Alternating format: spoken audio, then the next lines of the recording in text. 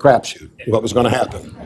And she and I had an understanding while I was teaching her, and we were learning together. We'd go on a ride sometimes, and sometimes she would decide she was ready to go back before I was, so she'd dump me in the middle of the road, but she always met me back at the barn. This picture was taken 2 years later when I was 11. That's my middle sister, Charlene, sitting on her back, and right in front is my then baby brother. And if you could see it a little more clearly, you'd see there's no halter on her, there's no bridle, there's no saddle. She was so accustomed and so much a part of our family that I could hop on her back. I learned how to swing up there without a saddle or anything, and I rode around the pasture for hours, dreaming that someday she and I would ride off and herd cattle and be cowboys, and she would be my horse. We had to move back to where my folks were from in Iowa, and our horses were not able to go with us on that. And when we got to Iowa, I ended up working in a dairy farm. So I swapped horses for cows, and there's a couple of things I learned about that. One is horses are a lot more fun than cows. And secondly, there's a reason you never saw the cowboys driving a herd of dairy cattle. Now, life went on. I went to Moody, and Gretchen and I met and got married, and I thought, well, maybe this is the Roy Rogers, Dale Evans thing. And so Gretchen was a good sport. She and I have ridden on part of the old Chisholm Trail. We've been on many other places, but she never felt the call to ride the range with me. So I was a little disappointed in that. I had a hard time finding the right picture of her because I like to take pictures of her, but a lot of times when we were on a trail ride, I was taking the pictures and she was on the horse in front of me, and she didn't like that particular angle. But we have, however, tracked waterfalls throughout the country and halfway across the world. Here's a little one that she's standing in front of, known as Niagara Falls. And then, many years later, our son came along, and I thought, well, maybe he will become a cowboy. So I started raising him to do that when he was 2 years old, thinking maybe someday we could ride the range together. Now, if you know anything about horses, Terry and I were talking about this before, that is not a normal saddle horse. That's a percheron. It's a draft horse used for pulling plows and what have you. And that little 2-year-old is my son, and the horse's name is Dan. He was absolutely as crazy about horses as I was. And we had a nice day that day. Dan had a sorry disposition about being ridden, tried to bite me the whole time we were there, but at least we got a nice picture out of it.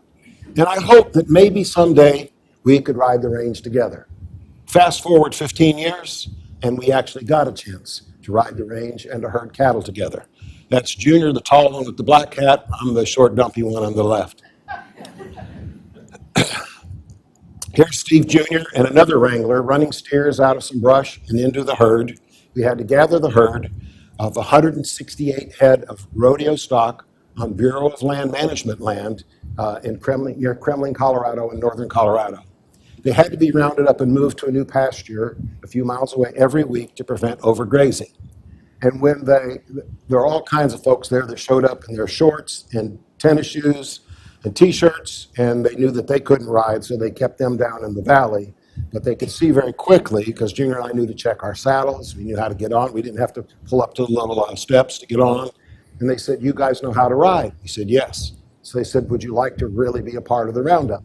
Sure. So we were up and down. You can see the mountains behind us. We were up and down those mountains, chasing them out of brush and wooded areas and what have you, to get them back down on the flatland so that we could drive them a few miles to the next pasture. Now, I always wondered, because they said we had to get all 168 of them before we could move them along. And I never figured out exactly how they got the count of 168, but I do remember my grandfather told me one day that the right way to be able to tell how many cattle or horses or sheep are in a herd is you count the legs and divide by 4. So I'm guessing that's probably what they did. It was an incredible experience. And there's 2 parts to a cattle drive. One is what they call the drivers. Those are the ones that ride behind and push the cattle. And then on the side are what they call the cutters. And they said, "Do you guys like to take a side?" And we did. And we didn't know anything about that. So they said, "These horses are cutting horses. They know exactly what they're doing. Just get their head on the correct side of the calf or the steer if they run away, because they're not like sheep. They'll stray on you. So just get the horse's head on the correct side and let them go, and they'll push the cattle back into the line. And so we did that for several hours. It was amazing, and we got them all through the gate. After 6 hours in the saddle, Steve Sr. was, as we say in cowboy parlance, plumb tuckered out. But the experience was amazing and well worth the saddle sores. Remind me sometime, and I'll tell you the story of Gretchen's plan for us the next day was a whitewater rafting tour on the ice-cold Colorado River. But that's for another day. So I want to share a song with you.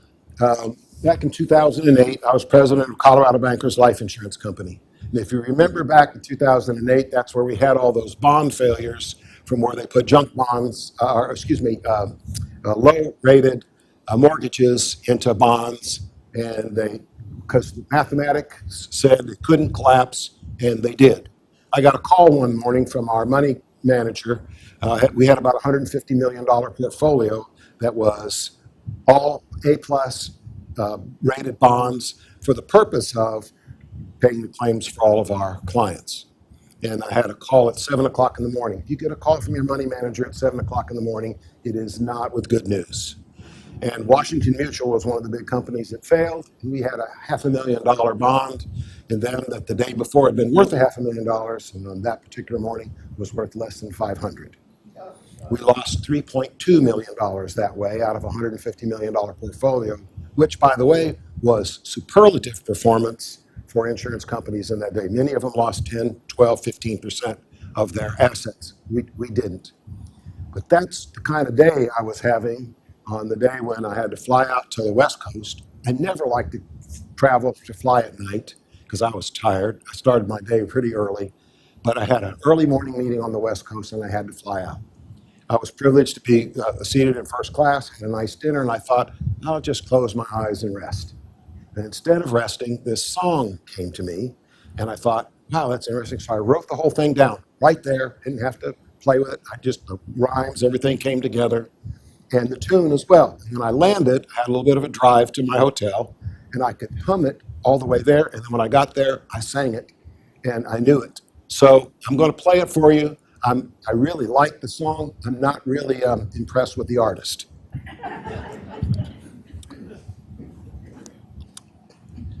And the thing, Gretchen reminded me of this. A lot of us, I never thought about it in these terms, but, sometimes we have a happy place that we go to when we're under stress and we're really tired. And this was kind of mine. And Gretchen reminded me the other day that King David had a happy place that he went to, and he wrote about it in Psalm 23. The Lord is my shepherd, I shall not want. He makes me to lie down in green pastures. He leads me beside the still waters. He restores my soul. Not King David or the poet that he is, but this is my happy place. And one other thing I'll point out before I sing this is, one of the things they said about Mozart that he made him a genius was the fact that he could sit down and write a piece of music and write it perfectly and perform it perfectly the first time. So just keep that in mind, because this ain't Mozart.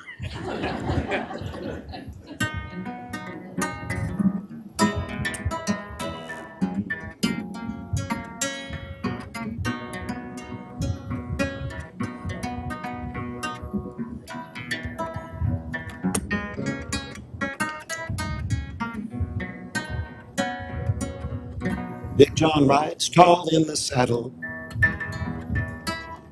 his trusty 6-gun by his side, rounding up strays and herding cattle. You didn't know this was going to be a duet, did you? Sleeping under the stars at night. Gotta get the herd to Kansas City before the winter gets too late. But then his mother calls him inside. Guess Kansas City has to wait. And he'll always be a cowboy, though he'll never ride the range. He can't even wear the outfit, 'cause in his world it's just too strange. But he never wants to grow up. and leave his cowboy world behind. So he keeps heading for the roundup, 'cause he's a cowboy in his mind.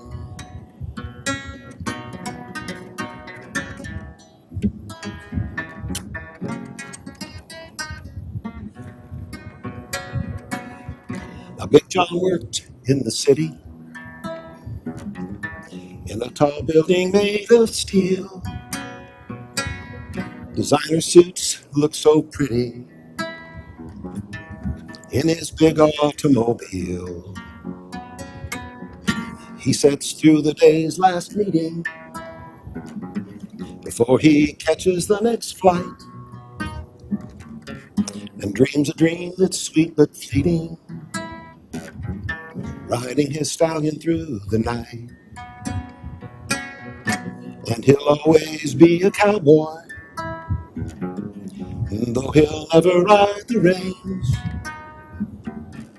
He can't even wear the outfit, 'cause in his world it's just too strange. But he never wants to grow up and leave his cowboy world behind. So he keeps heading for the roundup, 'cause he's a cowboy in his mind.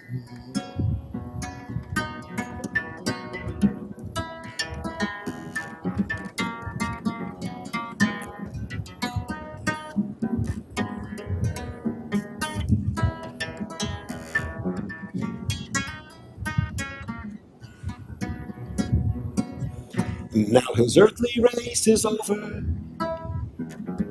Doc says he won't have long to wait. He'll get the herd to Kansas City before the winter gets too late. And now he'll always be a cowboy and forever ride God's range, wearing a shiny silver outfit. In his new world, it's all the rage. And he never has to grow up and leave his cowboy world behind. He's finally made it to the roundup. No more a cowboy in his mind. He's finally made it to the roundup. No more a cowboy in his mind.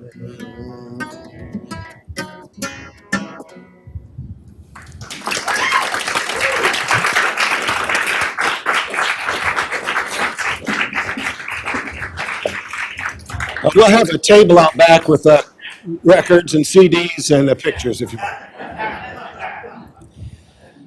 So now I want to talk about the fact that after all these years and trying to stay in touch with horses and cowboys and not really being able to do that during the working years, we moved to Scotia. And as some of you know, I had some doubts about moving here. They asked us a couple of times to come to luncheons and what have you, where they're talking to new prospects about coming here. And they always give us the assignment to talk about how do you know when it's the right time to come. And so we sat there, and some of you know Gretchen is a little bit enthusiastic about Scotia.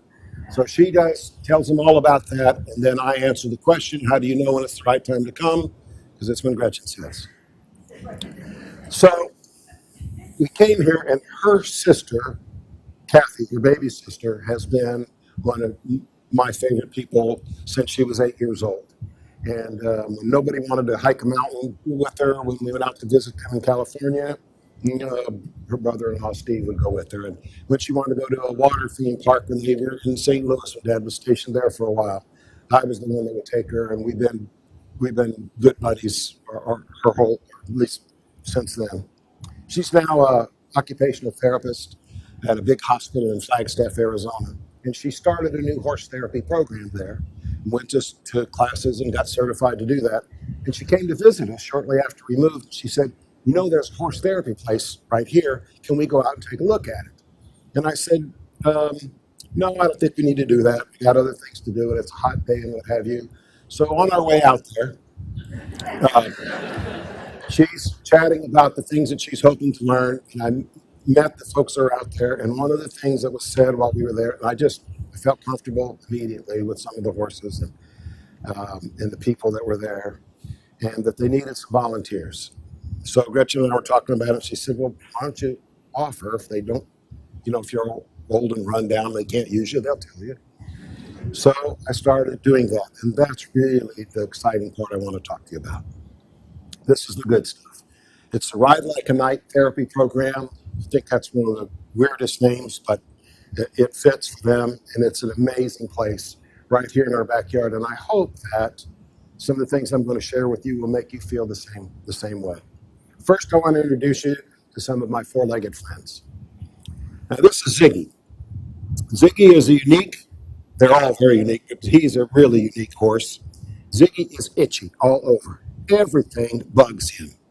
Uh, Dust, flies, it's amazing. You got to put blankets on him and little footies on him and fly masks on his face to even put him out in the pasture. Everything bugs him. He loves to be groomed. And he and I have gotten to be pretty good buddies. And sometimes he gets a little impatient because he can't wait. And he knows we're grooming him up and getting ready to saddle him. He knows the kids are coming and he gets to ride with them. So one day he was especially looking nice. And I said, "Ziggy, is it okay if I get a picture of you?" And he was like, he cooperated fully. You see this? Looks like he should go on the front page of Horse GQ magazine. His ears are up, everything's really good. So I said, "Ziggy, how about if we get a selfie of the two of us together?" And Ziggy was not cooperative at all. His ears are flattened back. And what you didn't see in the picture is he shut me out of the way with his nose. And I took the first picture I showed you second because he wasn't going to cooperate with this one. But he is a wonderful horse and a real character. And this is Cooper. Cooper is a pony, really. And he's full of energy. He's very curious about everything. And he makes children feel comfortable because he's not so big and imposing as some of the full-size horses that are 15, 16 hands high. We have one that's actually 17 hands high, which is a big horse. He's very curious. The other day when it was surprisingly hot, our director, Melissa, made a bucket of water with some apple chunks in it for the horses to have a little treat when they came in after doing the lessons with the children. Cooper dragged the lady that was trying to lead him, dragged her over to the bucket because he wanted some before he went out there. So they're all really characters, but it's really amazing to see how the kids feel about Cooper. And you got a child that's a little bit shaky, a little bit nervous about it. That's who they put her with, or who they put the child with. Now this is King Manly. Manly is about 3 feet tall. And he is 31 years old, which is very old for a horse. But he's still very full of energy. Everybody adores Manly. The kids come in, they can pet him. You don't have to worry about him biting, what have you. He's so small that I've threatened, instead of taking his hooves up and cleaning them one at a time, just to flip him over and do them all four at once. Haven't tried it yet. And what's really interesting about him is he is beloved by everybody except for all the other full-size horses because he bites them. And we have to put him in a separate pasture at night because the big horses are intimidated by him. True story. And then this horse, I cannot say enough superlatives about. Ali Baba is his full name. He goes by Baba. Horses do not, they are prey animals, not predators. Their eyes are on the sides of their head, so they don't see things directly in front, so they're always on the alert. They don't like rapid movements. They don't like loud, unexpected noises. And a lot of our riders have different handicaps, and they move in jerky motion sometimes. They make odd sounds, and what have you. Baba just handles it. He handles our toughest cases. And he does it with a grace, patience that would be amazing in a human being, much less in a horse. I call him a prince. And nobody has argued with me about it because they see how he is and how he does. He's just an amazing horse. Now, here's a typical session for our riders. And the riders that they have out there are really a couple of categories. One is young people, or mostly young people, who have some type of disability. Might be mental, might be physical. In some cases, it's both. And the other is we do a lot of programs for children who are underprivileged. There's a wonderful ministry in town called Partners in Ministry that brings about a dozen kids out each week for a semester at a time, and they teach them how to groom the horses and to ride. It's an amazing program. The first few sessions, the way they start them out is there'll be the rider, obviously, and then one or two sidewalkers, which is the best job in the business. It's really to walk alongside. When they're first starting out, you might have your hand across their thigh, tucked into the saddle, to help make them stay on the horse. Sometimes they're that unstable. And then you graduate to where it might be an ankle hold, and then where you're walking alongside, and then over a period of time, you drop off one sidewalker, and then you drop off another. In this particular one, there's only one sidewalker, so this rider has advanced. Then there's the lead, and the instructor's probably standing over here, and they give them different drills and different things to do so that they learn to turn left, to turn right, stop the horse, to back it up. It's really a fun experience to do it, and being a sidewalker is my favorite. It's my favorite thing. Now, among the other important tasks that volunteers help with are grooming and tacking up the horses. And a lot of times, whenever they possibly can, they have the riders help with the process. So they learn it's not only riding, but they learn the importance of taking care of their mount. Okay? And I'm not wanting to brag, but in any organization, there are always some volunteers that it turns out have some special skills more so than other folks. And this is one of those. And then there are those that have really, really exceptional skills, and this is one of those.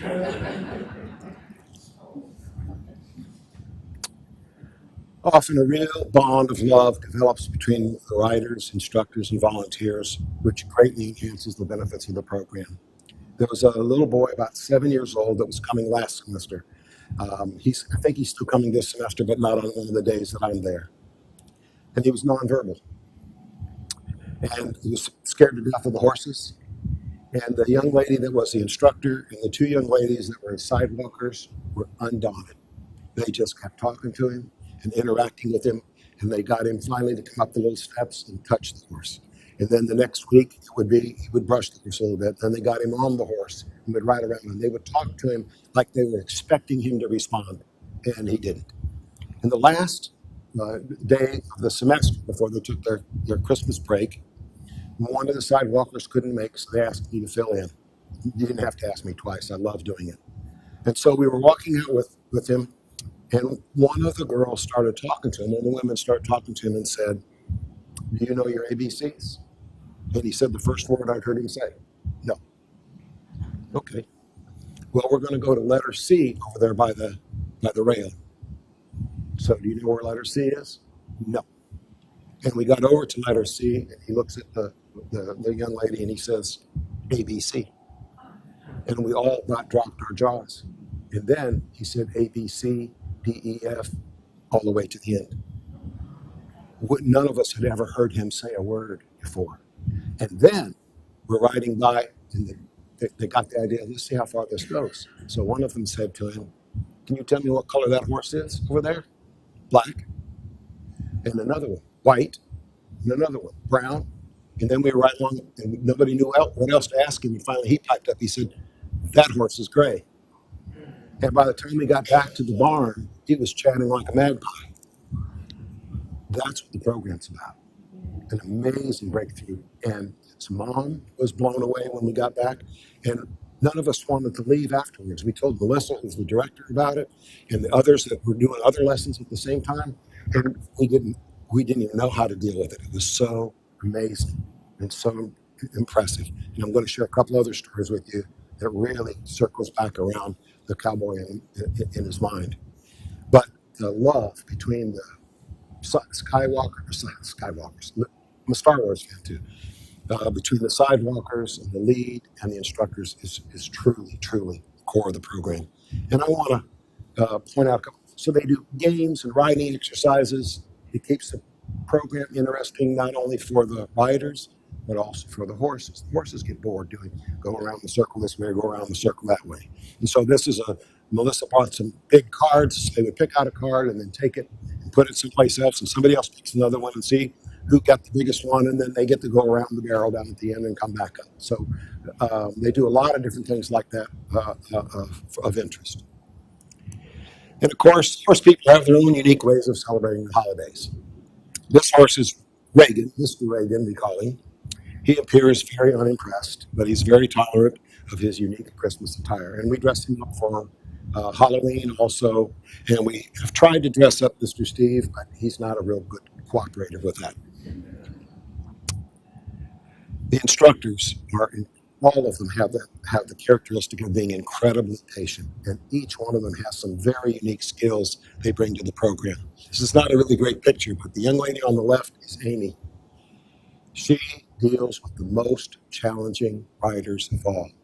And she got her certification last semester, but she came back for one particular rider who is severely mentally and physically handicapped. He can barely walk. He's not able to say any two-syllable words.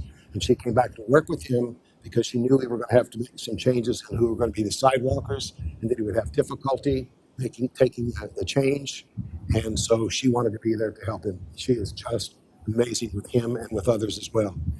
And Emily, on the right, you know the challenge of herding cats, right? If anybody could herd cats, it's Emily.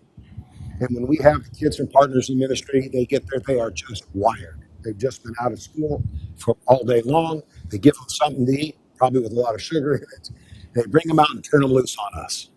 And Emily's just like, yeah, no problem. So she'll have 4 or 5 horses going on in the arena at one time, and kids bouncing when they shouldn't be, and or scuffling to the side or doing something. She just handles it, and she's totally unflappable and is a wonderful instructor.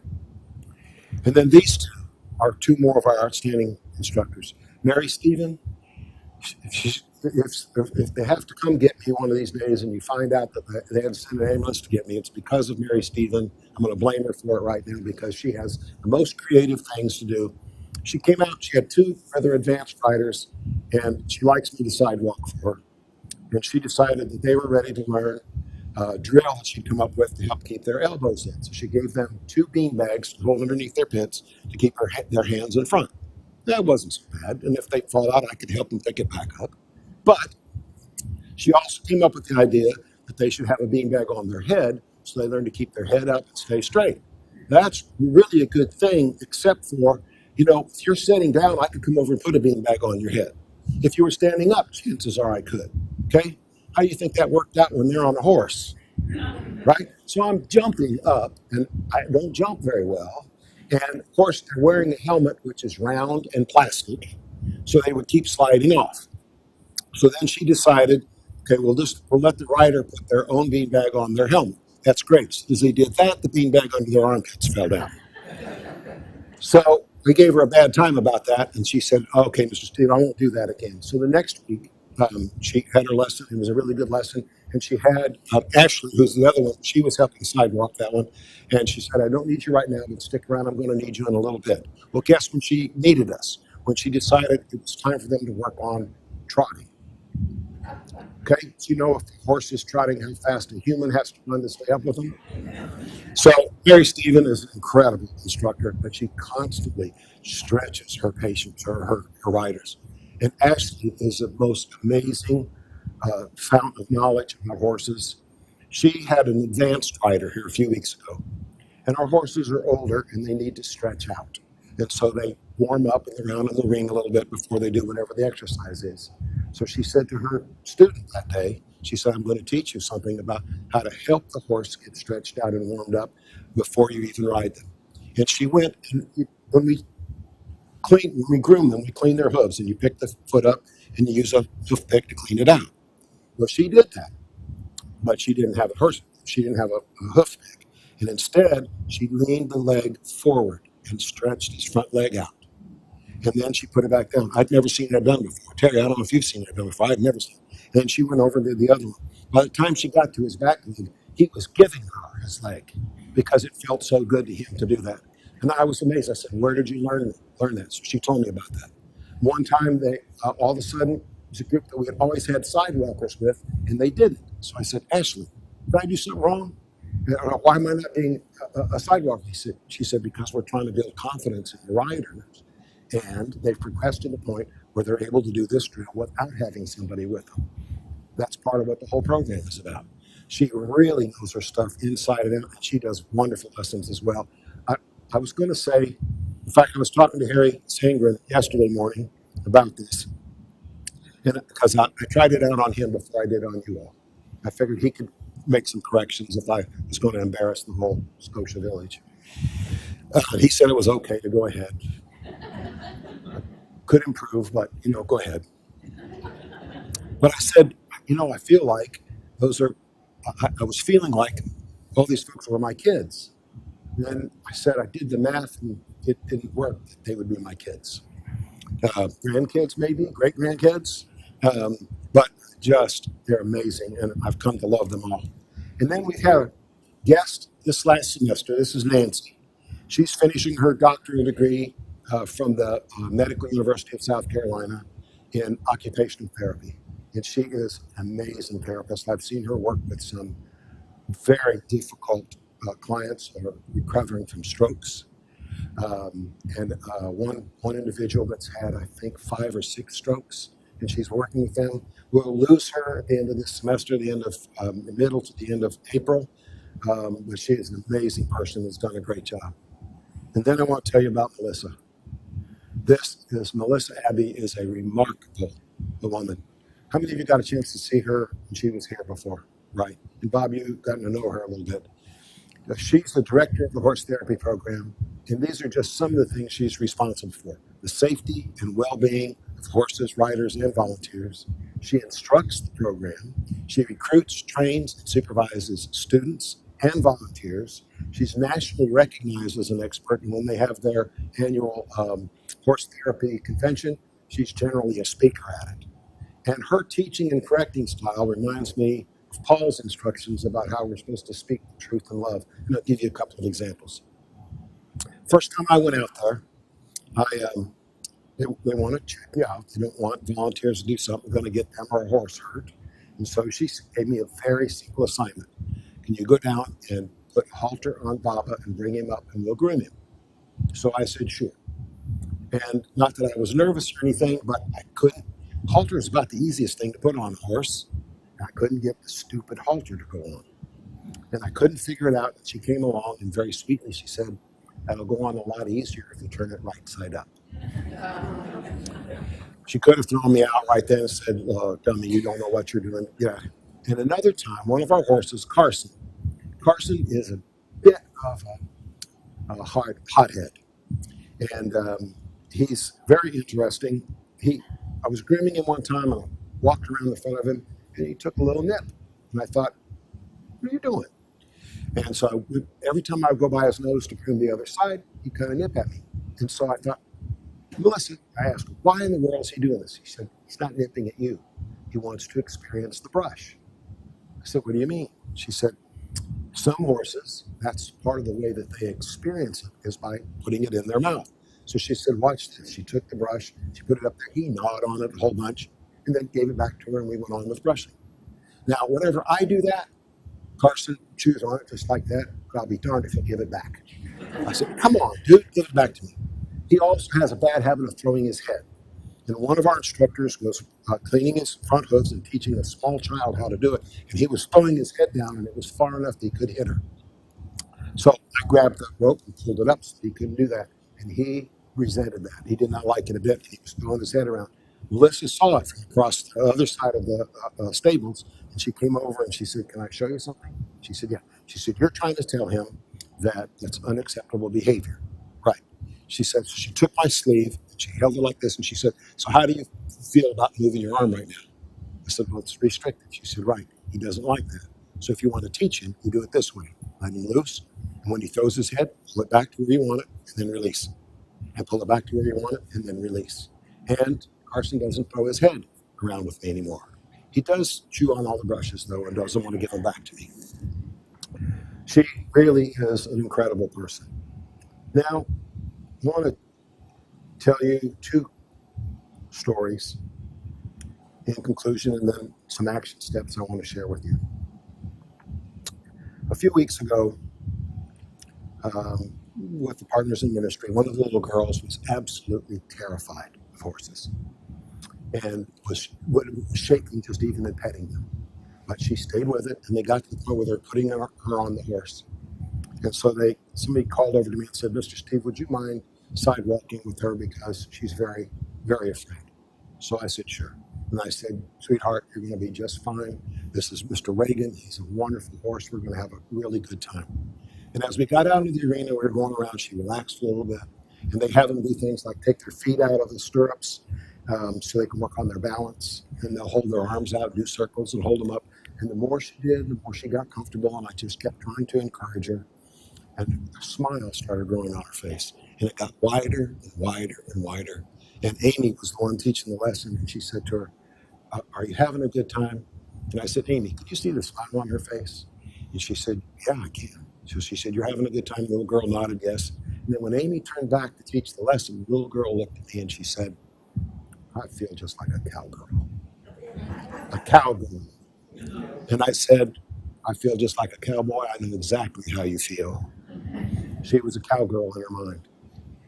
And then the last story I'll tell you is, this is a young man I started meeting last September when I first went out there. And he is severely disabled, physically and mentally. He's the one that can't say a two-syllable word. And he is so crazy about horses that it isn't even funny. He sleeps with his helmet. He has his own helmet. He sleeps with it in his bed. He wears a shirt that has a picture of a horse on it every day. His parents video his lessons, and he watches them on the computer all during the week. Now, they teach the kids to say, "walk on" to the horse to get them to go, and "whoa" to get them to stop. With this young man, "walk on" sounds like "yeah," and "whoa" does sound like "whoa." And we have to remind him constantly. He gets so excited not to kick the horse. So we'll say, "Don't kick the horse. Don't kick Papa." No, like he would never do that. And then the other thing is he gets excited and he bounces on the horse's back. You can't bounce on Baba's back, it'll hurt him. Oh, wouldn't do that. So we do our lessons, and if he does really well, had to learn discipline. Um, they do little drills like 2-year-old puzzles, like a 2-year-old would do, or a 3-year-old. Pick one out of the bag on one end of the arena, right to the other end, and put it in the little puzzle block. No, he would grab 3 of them, and not one. And Amy just handled it with him. She said, "Now, here's what we'll do. It's a great idea." She said, "Why don't you give one to Mary Lou, who's walking on this side, and Mr. Steve is walking on this side." Totally distracted him from wanting to have his own way, and he did it. And we've worked over a period of time. He does what he's told now, and he cooperates. And he can now take his feet out of the stirrups and balance himself. He can do can do the arm circles and stuff at the head. But if he does really well, they let him ride outside. And when we cross the edge of where the roof line is from the barn out into the backyard, he always says the exact same thing. "Yeah, yeah." And as we're walking across the field, every once in a while he'll do it again. "Yeah." And then he'll go, "Woo-hoo." Now, ladies that lead the program, they think that's really sweet and that's really cute. I don't, because I know what's going on. He's a cowboy in his mind, just the same as I am. Just the same as I am. Not a stitch of difference. And he's become one of my favorites. And last week, he was there. It was his birthday. And he likes the ladies. He's not really interested in Mr. Steve. He's a typical 31-year-old male in that regard. So we sang happy birthday to him. And he went around and patted everybody on the back and said thank you to him for singing happy birthday. And he hugged all the girls. And then he came over to me and he wasn't sure what to do. He took my hand and kissed it and patted me on the back. And then he went to his car to go home. That's what the program's about. That is what the program's about. And I think that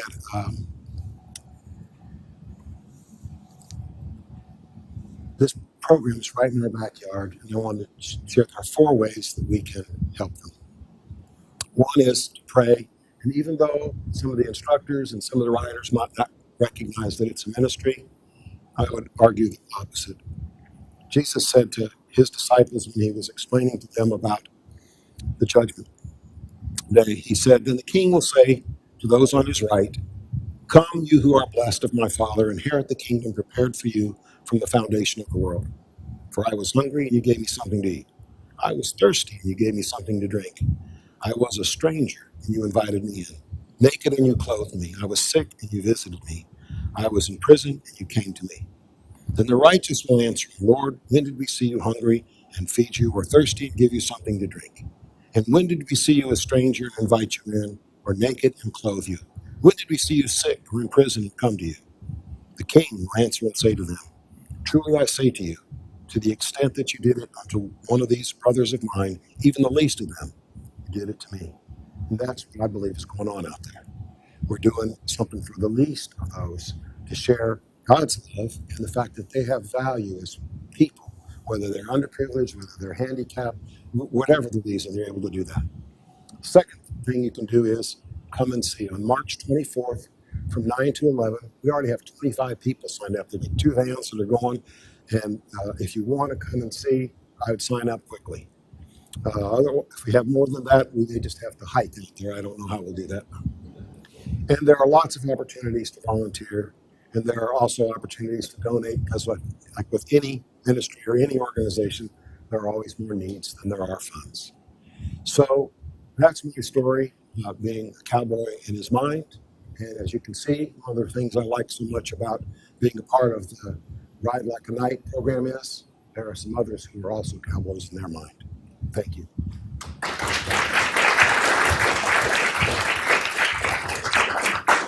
Terry, you want to make an announcement about the next one?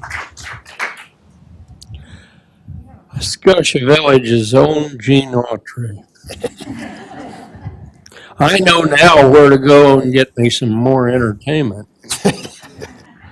You want this now or later? I'll let you have it later. I just want to remind you all that we've started a program called After Talk. It's for only 15 people, so it's a small group, but we will have it 1 week from today, same time, in the second floor living room. You do have to sign up, and there will be a sign-up sheet. I have it with me today if anybody gets really anxious and wants to sign up today, but you can sign up during the week. It's really kind of nice. We've done it a couple times so far. It's more intimate. We get a chance to get to know maybe a little bit more detail about what was spoken of, and maybe Steve will even sing for us that time again. Will you sing again, Steve? But anyway, we look forward to having you sign up and hope you can join us. If there's a whole lot of people, we may even be able to do it twice. Thank you, Terry. I'll let you do the finals. Okay, that last page that Steve put up there, I was going to talk about that, but he took care of that. So this is a phenomenal program out there. They do wonders for these children, and it changes their whole personality. And how many horses does that? why? How many horses do they have? Well, he just about went through all of them. That's on the left side. On the right side, they got about 75 or 80, but it's a whole different section. Eight in the horse family. 8 in the therapeutic section. The only thing I wanted to say is that Steve and I could tell you stories that he told till breakfast. These animals are incredible. They have much more powerful senses than what the human being does. And they'll listen to you, and you get the feeling that they understand everything you're saying, and they'll love you regardless of what you do. And they're quite an animal. You were talking about the 24th. Do you know when they're going to have the show for the therapeutic children? It's coming up pretty soon. It might be sometime in April. But if you find out, or if the Chris finds out, I think he ought to go and support these children because at the end of the season, they have a show out there and they give them all awards and they go through it just like in the Olympics. And if we were to support them and clap for them and cheer them on, they will smile from ear to ear. And these kids are really getting a good benefit out there. I just hope that eventually they have a program like this for injured veterans. And if they ever would, it would just be phenomenal also. Anyway, thank you, Steve. Next month, we will have Doris Milligan, and she will be on the docket, and she'll get her experience to share. And thank you again, Steve. That was great.